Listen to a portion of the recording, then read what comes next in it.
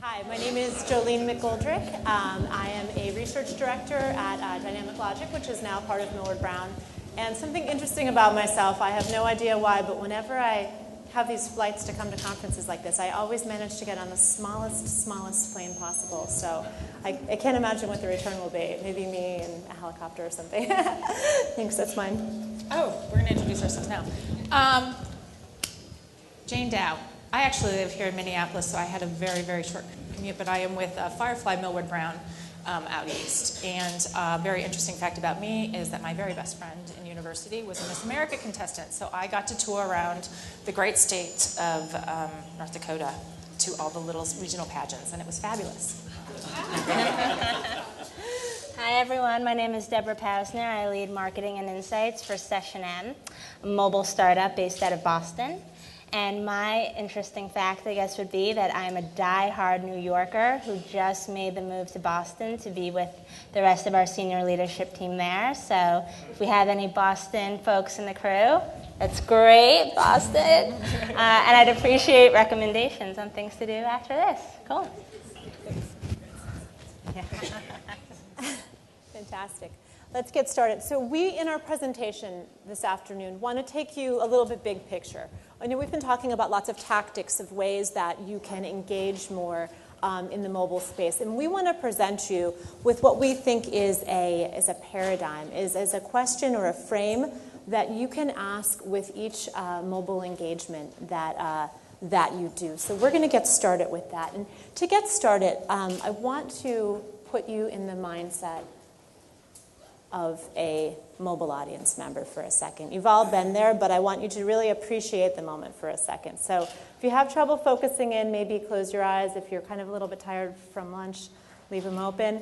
And just think for a moment about having your mobile device with you and being on your way to somewhere. Maybe you're on the way to walk your dog or catch a train or take your kid to the park. And you've got your mobile phone and you're about to step out the door and you think for a second, let me just make sure it's not raining. Let me just check my handy-dandy phone.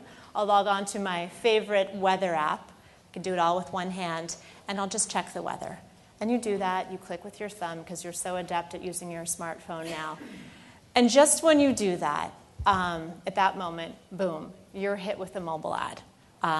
Maybe you try to scroll down to get away from it and it follows you to where you're going to.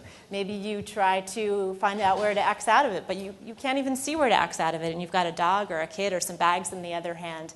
And while this is happening, all you wanted to do was just find out whether it was going to rain or not rain. And in that moment, how do you feel about it? Maybe like that, right? That's how mobile audiences feel about it. They feel frustrated, they feel angry, they feel annoyed. And this is a challenge, right? This is a challenge for us as researchers to get people to engage with us. This is a challenge for our clients, our advertisers, to get mobile to engage with us. And we at Millward Brown, we've spent the past year thinking about this.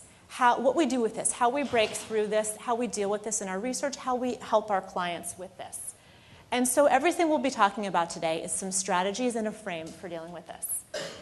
So some history on what we'll be talking about. We're going to be talking about two research streams today. We're going to be talking about the ad reaction mobile research we did, which is we do ad reaction every 2 years. It's a comparison of favorability amongst different ad formats. In this past year, we did a deep dive into mobile. And then we're going to be talking about a follow-up piece of research we did with our partner SessionM that really explored this idea of value, which was what was coming up again and again in the ad reaction mobile report. So both of these studies use a quant-qual design. We surveyed first, and then we followed up with IDIs, and then idea blogs, and then IDIs. And both studies were among mobile audiences, except in SessionM, we also studied SessionM users to look at what was different and what was going on with them. And here's the challenge we had, 9%. 9% is what we've been trying to crack for the past year. 9% is that's the percentage of people in the mobile audience who have a favorable impression of mobile ads, right? 9%. Compare that to 48% of people who have a favorable attitude towards TV ads, or even 41% of people who have favorability towards magazine ads. So with this 9%, we developed a frame, right? And we think that this frame is going to be useful to you in your research and how you advise your clients and ultimately how you break through in mobile. And here's the frame. So mobile, as we've discussed a lot this morning, is this tremendously personal device. And with that, there's a huge upside to having a tremendously personal device that has all your information on it. But because of its tremendously personal nature, audiences are placing a premium on 3 things we found. And those 3 things are competence, relevance, and most importantly, value. We decided to focus on value because it was the one thing. So we ran the ad reaction study, which was the first study we ran. We ran it across 15 different countries. And within that, we were looking at similarities and difference. We find demos that are different. But the one thing that was consistent, no matter if we were fielding in Nigeria or in France or in Canada, was that people had this expectation of value from any party who used their device to conduct their research or serve their ad. And so the challenge for all of us who work in this mobile space is how we bring value into the interactions we're having with people on their mobile devices. So I'll start. I'm going to pass this off to Jayne Dow now, and Jayne's going to speak a little bit about what we've termed the Mobile Value Exchange. And the Mobile Value Exchange is our framework for how you infuse value into your interactions. And then Deb Powsner will be speaking after that. It'll come back to me for a minute. And then Deb Powsner will be speaking after that about how you actually apply this day to day. Jayne? Thank you. You forgive me, I have a cold and sniffles. So I have my coffee and my Kleenex, and we will muddle through. So as SessionM faces a lot of the same challenges you face. They're trying to get their mobile audience to stop and take a pause and engage. And this really, in their instance, is just about advertising. But as Joline mentioned, today we're going to talk about the consumer expectation of tangible value. And this crux of this study was really to understand why value was so important. And the answer that we had in that was seemingly found in both its foundation and ultimately its impact. It turns out we are not much different than the apes. It turns out that the expectation of value is firmly rooted in this broader primal concept of reciprocity. It's this idea that what one gives, one will work to repay. So in this, the actors are balanced. They are, if you take from me, I know at some point you're going to give. And this is how we come back to that 9%. As we talk to people, we found that that 9%, that low favorability for mobile advertising was attached to some very strong feelings, and understandably so. Here's why. I think we can all admit here to being lovers of our mobile device. And it is a very personal thing for many people.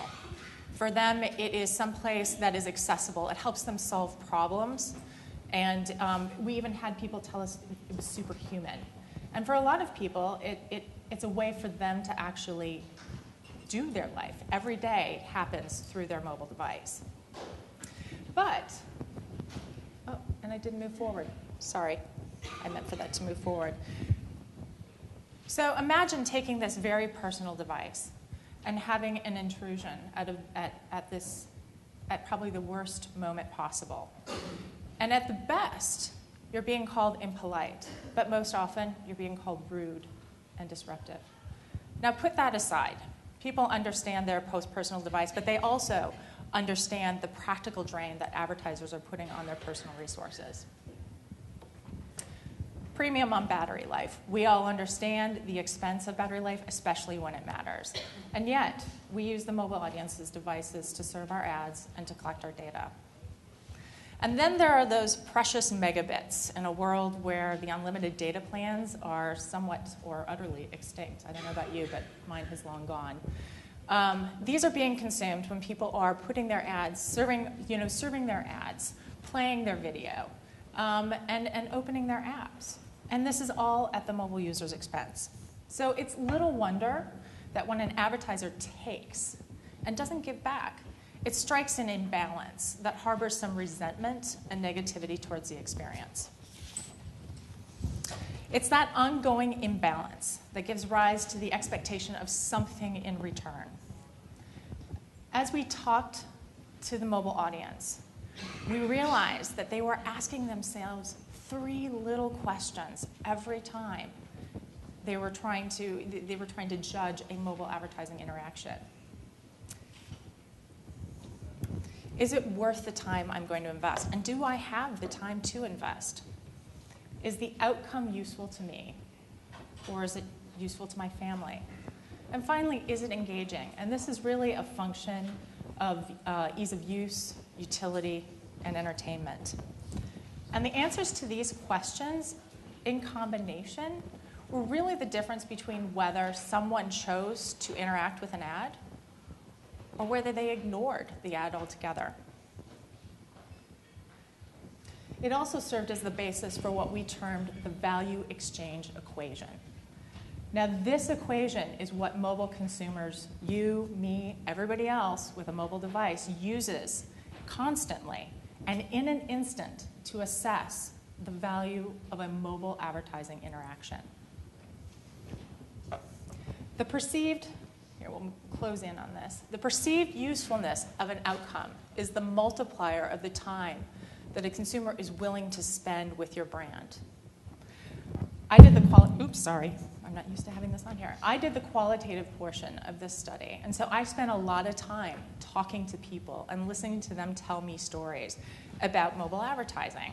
And it's interesting because people feel really strongly about it. And in those instances where people were describing advertising that was useful to them, that had a perceived useful outcome, they felt this commitment to see the ad through. And they also felt like they were willing to invest more. And this was directly related to a consistent correlation between the reward, the relevance of that reward that led to interaction. Now, if somebody didn't have if they had an existing relationship with a brand, that threshold was a little bit lower. But if they didn't have an existing relationship with the brand had to work just a bit harder to entice people to interact. Add on top of that engaging. And this engagement factor, which again is that utility, that ease of use, that entertainment, is what captures people's willingness to spend more time with your brand.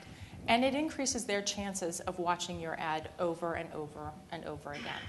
Now, again, I state, and maybe it seems unrealistic, that people were really excited to talk about mobile advertising, but when it works, people get really excited about it. And there were a number of mobile users who enthusiastically described to me advertising that with the level of engagement was so exciting to them that it negated the need for a reward in the future because they were going to watch it over again. They loved it. They didn't need any incentive. They were going to pass it along and they were going to share it.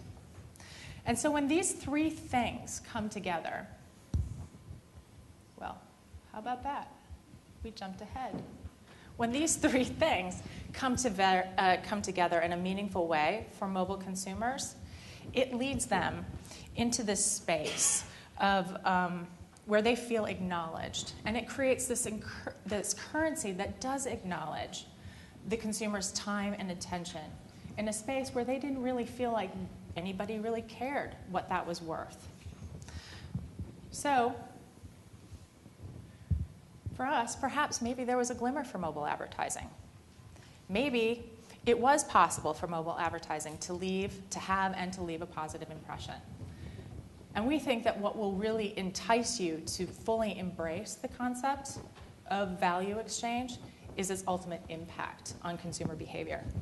And with that, I will invite Jolene to come back up. So now that you've got the concept in mind, let's talk some numbers. Let's put some numbers behind how this works with changing attitudes and then ultimately changing behaviors. Because what was so surprising for us, right, we have this challenge initially that we see this low favorability, and then contemporaneously we're measuring mobile campaigns on SessionM's platform. And our account teams start seeing these huge increases, these huge numbers. Like, this number is so high. How can this be the case? What's going on with what they're doing that's so different from what everyone else is doing, right? Because we're all struggling here to try to break through. So we thought we'd share with you we use a control exposed methodology. We thought we'd share with you some of the differences that are coming out of these campaigns, what the aggregate increases in key performance indicators are. So on a campaign that was running on SessionM, right, these are people being rewarded for being exposed to an ad. There was an average, there was a 13%, average of a 13% increase in aided brand awareness. This next number will blow you away. 63% increase in mobile ad awareness. So if you get the question, are people looking at these ads? Yes, they're looking at these ads. The normative number is 14%. This is 63%. It's getting them to stop and pause and look. 16% increase in message association. And then when we get to the more difficult measures to move, like brand favorability and purchase intent, an 18% increase on average in brand favorability, and a 22% increase in purchase intent. So as researchers, these are numbers we like to see. These are researchers that tell us that what we're doing in mobile is working. But it's not just attitudes that are changing. It's behavior that's changing, too. And this is the really interesting thing, we think. Behavior is changing both in the moment of ad exposure, but then even after the browsing session is over with, even after the ad has gone away. So comparing this now, comparing the general mobile population to SessionM users, where they're being incentivized, we saw that, whoops, we did not see that. All right. We see that 19% of them are more likely to click on an ad. We see that 11% of them are more likely than the general mobile population to search for a brand. And we see that 16% of them are more likely to visit a brand's website. But even after the session is over and they go about their normal using their smartphone or tablet devices, there's something that's enduring, because 9% of them go out and look for that brand in the store. 9% more than the general population go and look for the brand in the store. And they're 8% more likely than the general population to consider purchasing that brand who's advertising. So what this is telling us is that this is working. Now, one theory you may have, right, because your research hats are on and you want to look at this data skeptically, is that these are just people who love mobile advertising, that somewhere there's this colony of people that love mobile advertising. But remember that 9% we saw? Their attitudes in general towards mobile advertising hover around that 9%. They're still skeptical. They're still measured. What's happening here is in the moment of the incentive, they're pausing and allowing for the brand to engage with them. And that is the real difference. So now we're going to move to how this comes into play. So we understand the impact. We want to understand the pillars of this. And there's really two things to be mindful of here. That introducing value in the mobile experience is about two things. It's about the approach, and it's about the reward. So in our case, in our study, the approach was the ad execution itself. But for many of you who are fielding surveys or trying to find other ways to reach out to the mobile audience, this approach that Deb will talk about soon is just as important, because the approach is what opens up the possibility of further contact. And then what the reward does is the reward reinforces that engagement. So with that, I'm going to hand it over to Deb. All right. Okay. So as Jolene had mentioned, we heard audiences saying, and not just the SessionM audience, but the general mobile population in equal proportions, that approach matters. And for an ad to be truly engaging and not disruptive or intrusive, it must be well-timed, relevant, and optioned. Now, I'll mention that at SessionM, we use our mobile loyalty platform not only to serve mobile brand advertising, but also to field mobile surveys. And whether it's an ad or a poll, we found that these three factors are critical to engaging consumers across the spectrum of these two activities. So with that said, let's talk a little bit about timing. In our study, we found 75% of all mobile users said that when an ad is served to them, directly impacts their perception of a brand. If an ad interrupts what they're doing on their mobile, let's say checking the weather, watching a video, reading an article, not only is the ad viewed as intrusive, but the brand as disrespectful. This is also something we saw in our qualitative work, where these kinds of ads were actually referred to as villains, or in some cases, even as vampires, who were sucking their time away from the activities that they were trying to engage in. You can imagine being in those interviews. While ads that instead appeared at a natural break within their user flow were referred to as a friend. Now, a way we can think about this in our world could be waiting to show that survey opportunity or waiting to show that ad after the video has finished playing or after the user has finished reading that article, versus trying to get that audience member to engage with you while they're in the midst of completing another activity.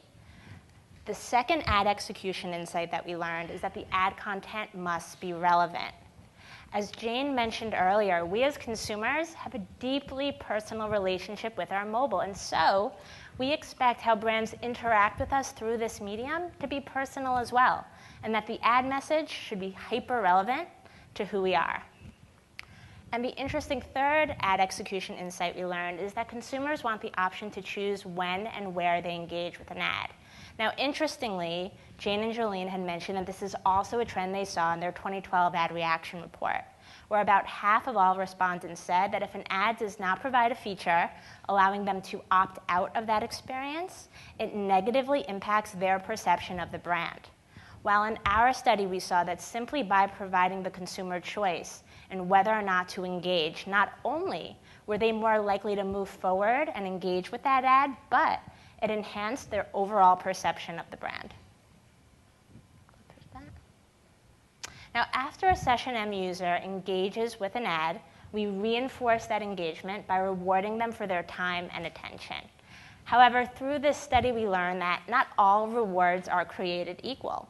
For a reward to be the most successful, for it to garner the greatest brand love, it must be chosen, tangible and flexible, and it must be predictable. Interesting that, again, here, the concept of choice is operative in reward. In fact, 92% of all mobile users said that being able to choose the reward they receive for interacting with an ad to be incredibly important to them. Now, this is also something we saw in our qualitative work. When we showed a participant a reward, a mobile coupon, as a result of interacting with an ad, they were not universally excited about this reward. It greatly depended on if this was a coupon for a product they were interested in or not. If it was a product they liked, then they were actually ecstatic, and that brand was their hero for the day. However, if it was a coupon they were not interested in, then that brand was no better, that ad was no better than any other mobile banner they had come across, and the brand was actually viewed as annoying. However, we found with participants, by simply adding some element of choice in the reward they would receive, not only were they more personally invested in the reward, but they were more personally invested in that ad engagement. Along these lines, we also found that mobile users strongly prefer rewards that are tangible and flexible. A reward like a gift card or a coupon that offers some element of flexibility in how it's used toward a tangible good comes to the very, very top of that reward preference list, while access to content like a free song download, a free video download, a free game are at the bottom. Typically, because these are items that are pre-selected by the brand, and because, frankly, this is content that the consumer feels they should have access to anyway, and so they don't really view it as a reward. And finally, our third reward insight is that consumers overwhelmingly want to be able to predict the reward they will receive. Now, this is not a number we were expecting to see. After all, I mean, who doesn't love a surprise, right? Yet, we found that given the pre-existing low favorability toward mobile advertising and those inherent stigmas that mobile ads can be misleading and intrusive, that people seem to strongly prefer a rewards framework that allows them to understand that value and what that reward will be up front. Now, at SessionM, we're able to do this and create this framework through a mobile loyalty system. But some ways you could think about it could simply be to use a consistent approach each and every time you reach you reach out to your audience, and by providing information up front on what that reward will be and how an audience member can access it.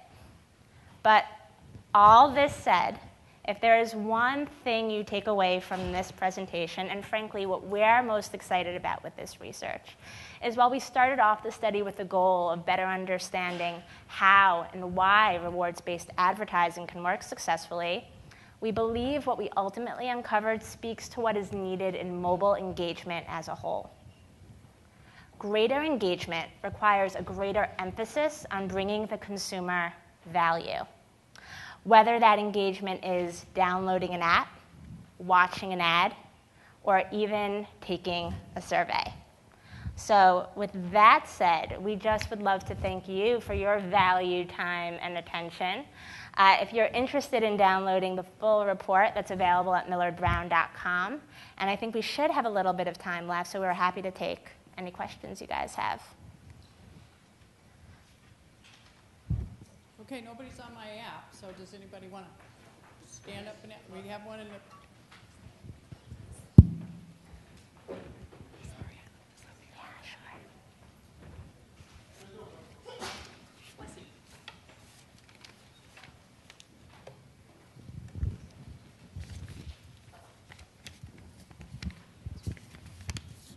Just right at the beginning of the presentation, you had a figure of 9% in terms. Is there, from that, can you gauge ads that work and ads that didn't work? Because I appreciate that's probably an eclectic mix of all sorts, but is there really an empowered message that said, if you're going to do it and not be a vampire, for one, that obviously that's delivery, but if you're going to make the design, is there one design that you would say, that is exactly what a mobile ad should be? So that's a great question. Thank you for asking. So the question, just in case those of you in the front didn't hear it, was were there ads that worked better than others? And this is a two-part answer, I think. One is among formats, there are definitely some formats that work somewhat better. Brand posts work a little bit better. There's some differences there. But the bigger difference is really twofold. One part of it is there's a huge variability in terms of the actual creative execution between the top 20% of ads and the bottom 20% of ads. And then within that spectrum, that scale, it's not so much the particular type of format, it's how the execution is being used, right? So that certain creative practices, which we also have on millardbrown.com, we have another piece about tips for creative execution. It's that you're using certain best practices every time. For example, where you put the logo, your color scheme. So it's not that one format wins the day. It's how you implement it each time and work within these formats. I think it can't be stressed enough to the the expectations of the mobile consumer around competence and relevance and that desire for tangible value as sort of guiding principles, regardless of format. I mean, we gave you good guidelines about how to approach the creative execution and ultimately how to incent, but that your mobile advertising works from a functional perspective and is not intrusive, that it is contextually and behaviorally relevant is incredibly important, and that it does deliver on that tangible value, that expectation of something that is worth my time, it is useful to me, and ultimately it is engaging to me, are all wonderful ways of thinking about mobile execution. Anybody else? Thank you so much. Ah.